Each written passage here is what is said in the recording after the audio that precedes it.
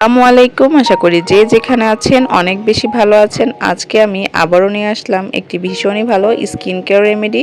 আর এই রেমেডিটি ব্যবহার করলে যাদের ত্বকে বহুদিনের পুরনো মেস্তার দাগ রয়েছে, অ্যাকনে ব্রণের দাগ রয়েছে, নানান ধরনের ব্ল্যাক স্পট রয়েছে স্কিনের মধ্যে, স্কিনটা রোদে পুড়ে কালো হয়ে গেছে, ডাল হয়ে গেছে, আপনাদের স্কিনটাকে আপনারা 4 থেকে 5 শেড ফর্সা করতে চাইছেন ন্যাচারালি, তাদের জন্য অনেক বেশি এফেক্টিভ হতে চলেছে। এছাড়াও যাদের স্কিনে ওপেন পোর্স, লার্জ পোর্সের প্রবলেম রয়েছে, স্কিনে প্রচুর পরিমাণে হোয়াইট হেডস, ব্ল্যাক হেডস রয়েছে, স্কিনে থাকা সমস্ত সমস্যাকে দূর করে আপনাদের ত্বকটাকে ন্যাচারালি গ্লাস স্কিন করতে হেল্প করবে। যারা বাজার থেকে 1000 টাকা খরচ করে কোরিয়ান প্রোডাক্ট ব্যবহার করতে পারেন না, তাদের জন্য আজকের এই রেমেডিটি অনেক বেশি হেল্পফুল হতে চলেছে।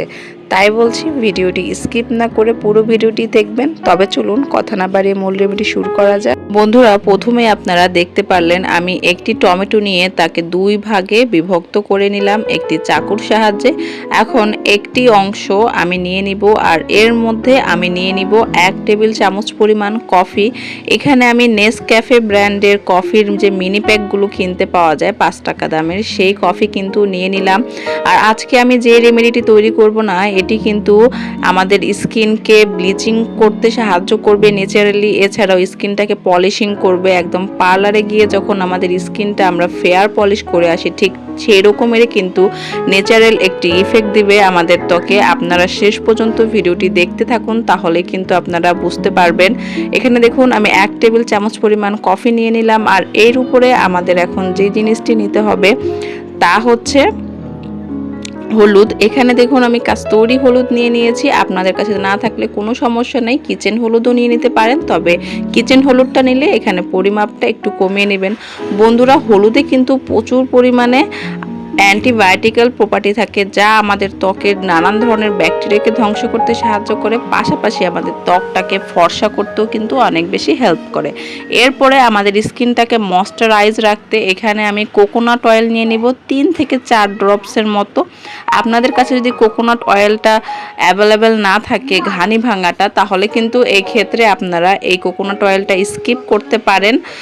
এই জায়গায় কিন্তু আপনারা হানি নিয়ে নিতে পারেন, অর্থাৎ মধুটা নিয়ে নিতে পারেন 4-5 ফোঁটার মতো। স্কিনটাকে ময়শ্চারাইজ রাখবে অনেক ভালো। এরপর আমাদের যে জিনিসটার প্রয়োজন হবে সেটা হচ্ছে যে কোনো ফেস ওয়াশ। আপনাদের কাছে যদি ফেস ওয়াশটা অ্যাভেলেবেল না থাকে, তাহলে কিন্তু আপনারা এইখানে শ্যাম্পুও নিয়ে নিতে পারেন, তবে অবশ্যই সাদা রঙের শ্যাম্পু নিতে হবে।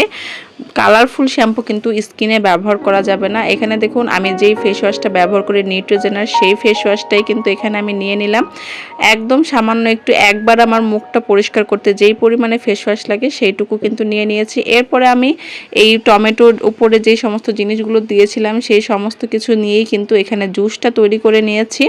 এখন নর্মালি পানি দিয়ে আমি হাতটা ধুয়ে এখানে দেখুন জেন্টালি রাব করব। এইভাবে করে স্কিনটাকে 5 থেকে 10 মিনিট মাসাজ দিব, খুব সুন্দর করে মাসাজ দিতে হবে। এরপরে যখন একটি লেয়ার শুকিয়ে যাবে, এরপরে এর উপরে আমি আরও একটি লেয়ার দিয়ে দিব। এরপরে যখন স্কিনটা পুরোপুরি শুকিয়ে যাবে, গরম পানির মধ্যে একটি নরম তাওয়াল বা সুতি কাপড় ভিজিয়ে ডিপ করে সুন্দর করে চেপে সেটার পানিটা শুষে নিতে হবে। এরপরে কিন্তু আলতো হাতে চেপে চেপে এটা উঠিয়ে ফেলবো।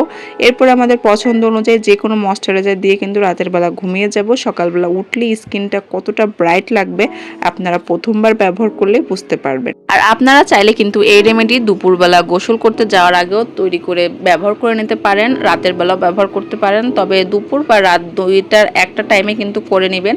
সকালবেলা করার কোনো প্রয়োজন নেই, কেননা সকালবেলা কিন্তু আমাদের স্কিনটা এমনি অনেক বেশি পরিষ্কার থাকে, আর ঘুম থেকে উঠে স্কিনের উপরে এত কিছু দেওয়ার কোনো প্রয়োজন নেই। যতটা হালকা কিছু ইউজ করা যায় সকালবেলা আমাদের স্কিনে, ততটাই কিন্তু ভালো।